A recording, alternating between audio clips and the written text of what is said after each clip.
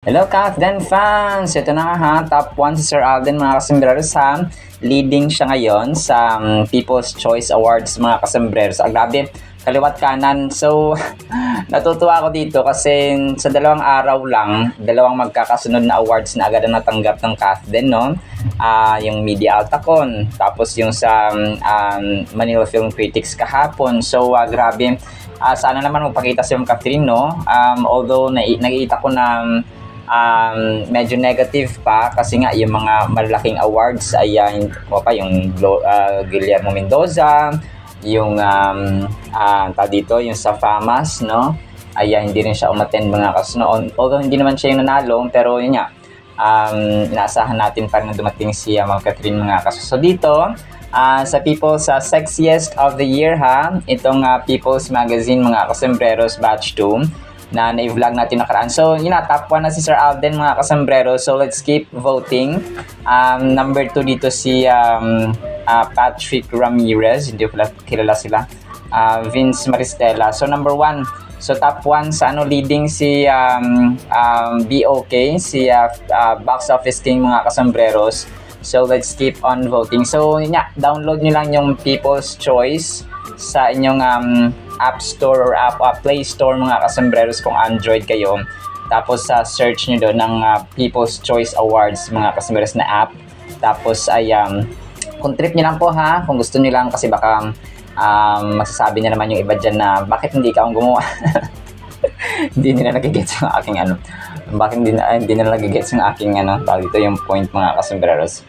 So, yun po, no? So, kung trip nyo lang po mga kasembreros, so let's keep on voting. Para October kasi October 11 yung sa Manila Film Critics, tapos 21 naman yung sa October 21 naman yung nasa Media Altacon. So ito ay aalamin pa natin kung ano yung dito ang parang October tama, October nun. So ito top 3 nila ng People's Choice Award ng Sexiest Man of the Year. So yung sa female na category aalamin ko pa mamaya mga kasembreros na kung sino ang leading. Pero dito top 3 nila as of September 4 yan kahapon, 12 noon mga kasembreros. So top 3 as of September 24, 2025, 12 noon, si Patrick Ramirez, Alden Richards, and Vince Maristella. So let's continue voting mga kasembreros ha. Sana po ay masungkit ni Phenomenal Box Office King ito. So kaliwat kanan, grabe, may movie, may pinuproduce na movie, may endorsement. So speaking of endorsement, no, ay naglabas na naman ng panibagong endorsement video ang Alpha Pro Dog Food kagabi, no, na kung saan ay sabi niya dito ay dama ang saya. So although repost lamang ito, sabi ng Alpha Pro Dog Food sa kanilang caption, no, sa kanilang Facebook page mga kasembreros ay para sa alagang busog-lusog piliin ng Alpha Pro Dog Food. Para sa alagang piliin sa bawat takal panatag ka, punta na sa pet shops or add to cart na sa Shopee at Lazada mga kasembreros. So sa mga may alagang for baby mga kasembreros. And then ito, so si Sir Alden back to back siya sa Sabado. Kasi yung kanyang magpakailanman na ginanapan mga kasembreros, yung kanyang ginanapan dito ay may disability mga kasembreros. Si Jerome De Castro story mga kasembreros. So may dystonia siya. So ang dystonia po ay isang karamdaman na kung saan ay gumagalaw yung mga muscles na hindi mo nakokontrol mga kasembreros. So grabe, no? Hindi ko alam kung so movement disorder that causes muscles. So yun mga kasembreros, ang dystonia. Tapos kasama niya dito si Sanya Lopez mga kasembreros. Ito po ay rewind lamang. So back to back siya kasi 7:15 ng Stars on the Floor. Tapos ang magpakailanman is 8:15. So grabe, no? Back to back si Sir Alden mga kasembreros sa kanyang sa Sabado mga kasembreros. So ito po ay sa September 27 mga kasembreros. So that's Saturday mga kasembreros, no? So itong kanyang ay check ko kung anong taon ito.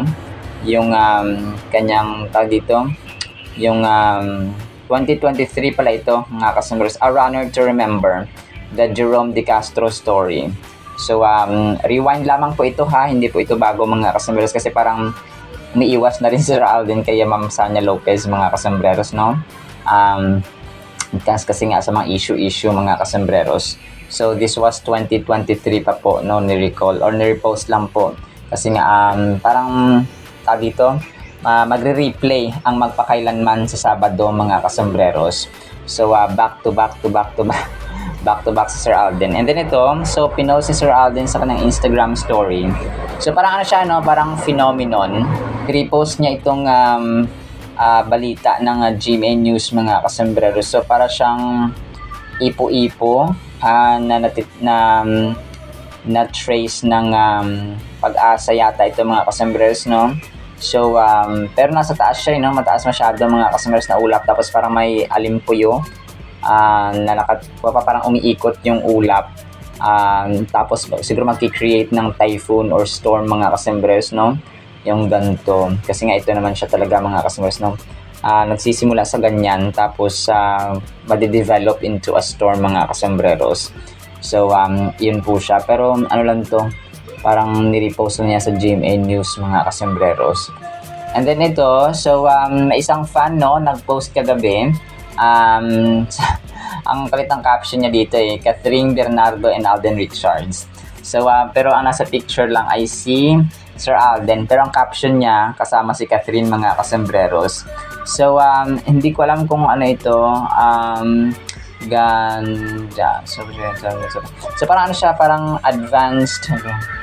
So parang hindi siya hindi siya sa hindi naman ito skincare clinic, no? Parang ano ito, parang advanced hindi ko alam kung ano. So parang ano siya, hindi ko alam kung hospital ito, kasi baliktad yung nakalagay sa likod mga kasembreros. So pero yun po siya, no? Si ma'am ay naka-mask at saka nakakang medical attire siya. Baka nurse ito mga kasembreros, no, or doctor. Tapos ang kulit ng caption niya kasi nasama si Catherine, although wala si Ma'am Catherine mismo sa picture mga kasembreros, pero sinama niya sa caption. And then ito, next item natin mga kasembreros.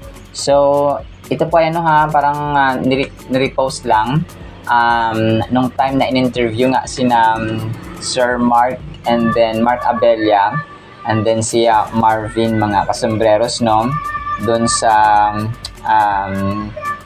during the promo of Hello Love Again nga, na kung saan ay nabuking sina Ma'am Catherine at saka si Sir Alden na sobrang sweet, no, off screen, kahit wala daw sa camera, sobrang close daw nila mga kasembreros. Tapos yun nga, na talaga nagja-jive sila. Tapos laging sabay kumain daw sina Ma'am Catherine. tapos nagsusubuan nga sila mga kasembreros. So nabuking na nito ni Direk Cathy So parang hindi na part ng script, hindi na part ng promo, ay sobrang sweet sila mga kasembreros. Tapos yun nga, sobrang cute nito mga kasembreros. So nagluluto ni Catherine si Alden and so on mga kasembreros, sobrang sweet sila. So yun nga, ito yung parang ano ko na to, na post na ito ating mga kasembreros, no? So ni-repost lang po kagabi ng isang fan din po mga kasembreros. So baka magalit na naman yung ibang fan natin dyan, mga ibang fan ng Kathleen na pabalik-balik yung aking vlog, no? So ito pa, repost lang po ha, nilinaw ko lang po. So yun po siya mga kasembreros na Kathleen Addicts. So actually that is it na sa ating Kathleen items. Sana pa ipanghinto natin ang Word of God. Today is September 25, 2025, Thursday na po mga kasembreros ha. Sana po ay panghingan po natin ang Word of God. At para po sa ating Word of God, ay sobrang ganda po nito mga kasembreros ha. Medyo harsh nga lang, pero kapupulutan po natin of course ng aral at truth mga kasembreros sa ating buhay. So ang title po ay Hindi Maaawa. Ezekiel chapter 8 verse 18, So I, God speaking, will act in my anger, my eye will have no pity. So yun siya mga kasembreros, no, hindi maawa. And I will not let any go without punishment. Even if they cry in my ears with a loud voice, I will not listen to them. So, harsh, no? Napaka-harsh nito mga kasembreros. Parang yung isang magulang kapag nagkasala yung anak at saka patuloy na nagkakasala, may mga times talaga na pag nasaid na yung ating pasensya, yung ating pagpapatawad, no? Ay ayaw na natin silang kumbaga pa ayaw na natin silang pakinggan. Okay? Kasi pag paulit-ulit na ay kumbaga pa parang nagiging manhid na yung ating puso, no? Hindi na tayo magpapatawad, bahala ka dyan sa buhay mo, ganito ganyan. So parati na kitang nire-remind, parati na kitang winong warnings, nasabihan na kita parati, pero ayaw makinig, bahala ka na sa buhay mo. So mga ganong tipo, di ba? Pag may kapatid ka or kaibigan mo na ilang beses na sinaktan ng jowa, tapos balik na balik pa rin. So ayan, napapala niya tuloy ay sakit, bighati, broken-heartedness, mga kasombrers. Tapos pag yung kaibigan natin na paulit-ulit ka naman sasaktan, tapos parati mo naman siyang pinagsasabihan, ayaw makinig, ay pinababayaan mo nila, mga kasombreros. So come to think of the ultimate creator, yung Diyos natin, Diyos na mga Diyos, hari na mga hari, ang sangkatauhan, mga kasombreros, and His power is infinite, unequal, unmatched, and limitless, endless, mga kasombreros, eternal. So come to think, okay, imagine natin na hindi na siya makikinig, okay? Tapos magagalit pa siya. Sabi niya, I will act my anger. Kung hindi na siya maawa sa atin, mga kasombreros, especially doon sa mga nang-aapi na mga inosente, mga kasombreros, no? So ang mangyayari dito ay total destruction, okay? Kasi nga hindi na siya maawa, He will not grant any forgiveness, any mercy, mga kasombreros, ay hindi na siya mag-act. So instead of blessing ay sumpa at saka kalaglagan ang ating matatanggap sa Panginoon. So napakadelikado, no? Napakadelikado nito, mga kasombreros, kasi nga kapag ang Diyos na mismo ang nag-command, ang nag-utos at nag-declare, walang sino man ang makakabali at makaka-oppose, mga kasombreros. So ang verse na ito, Ezekiel 8:18, ay larger passage na kung saan si propeta at pari na si Ezekiel, mga kasombreros, sa Old Testament, ay pinapakita ng Diyos sa kanya yung yung abominations, yung kahindik-hindik ba na ginagawa ng mga people ng Huda, or pagpalagay natin yung mga leaders natin sa government. No? Hindi naman lahat, mga kasombreros, pero may mga tao talaga at saka mga government leaders na corrupt, no? So the Lord is revealing to Ezekiel the great sins of the people. And in this verse, he is expressing his anger and determination to punish them for their unfaithfulness. So punish, no? Determinado. Ang taong determinado, talagang yan, no? Unstoppable yan, mga kasombreros. Let's say, pangarap mo maging abogado, pangarap mo maging piloto, pangarap mo maging teacher, kahit na sobrang hirap nyo na, kahit na isang kahig, isang tuka ka, kung pangarap mo at determinado ka talaga. Kasi yan yung mga taong determinado, yan sila, umaapoy yan sila parati sa courage, sa strength, sa determination, and sa sa pagpupursige. So ganun siya, mga kasombreros. Kumbaga very aggressive sila in a positive way, at saka hindi unstoppable sila, mga kasombreros. Hindi sila mahadlangan ng anumang kahirapan o ng anumang udyok sa paligid, anumang pangdadaw ng tao. So ganun po ang nagagawa at na-accomplish ng isang taong determinado. Okay? So same goes, at mas lalong-lalo na pang Panginoon, mga kasombreros, kasi ay hindi po siya, sabi niya dito, ay hindi na siya makikinig, no? He will be determined to punish those people na nagre-rebel, mga kasombreros, especially yung mga nang-oppress at mga nang-aapi. So the context of this verse is crucial for understanding its meaning. The previous verses in this chapter describes how Ezekiel is taken in a vision to witness the idolatrous practices carried or being carried out in the temple of Jerusalem. He sees elders of Israel worshiping false gods and women weeping for Tammuz, a Babylonian deity. So ito po, mga kasombreros, ay Diyos-Diyosan, no? Yung kanilang main na kasalanan dito, no? Kahit yung mga matatanda, yung mga tao, mga kasombreros, ay sumasamba sa mga hindi tunay na Diyos. So ito ay mahihilang tulad din natin sa mga tao, no, na masyadong gahaman, sinasamba nila yung kanilang Diyos at ginagawa nilang pera kung ginagawa nilang Diyos ang pera, mga kasombreros, kasi nga parang gagawin nila lahat para lang sa pera. So the language used in this verse is powerful and evocative. The Lord says, "Mine shall not spare, neither will I have pity." So hindi siya maawa, mga kasombreros, no? Ito po ay New King James or King James Version mga kasumberos. Nag-emphasize kasi ito ng severity, ng judgment mga kasumberos. Kumaga pa severe sa mga severe, extreme mga kasumberos. So ganun po siya. So ibig sabihin kapag pag napuno ng tao, di ba? Hindi na siya nakikinig.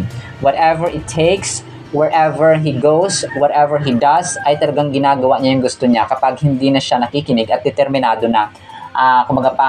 Hindi na siya tumitigil mga kasambreros kung ano man ang gagawin at ginagawa mo mga kasambreros. Kumapa hindi na siya titigil kapag siya po ay determinado na mga kasambreros. It also conveys the idea that the Lord's anger is righteous and just, as the people had been given ample opportunity to repent and turn back to Him. So ang verse na ito kasi ay parang di ba parati nating babanggit at saka nababanggit sa Biblia mga kasambreros ng Diyos natin maawain, mapagpatawad at saka punong-puno ng grasya, punong-puno ng pasensya.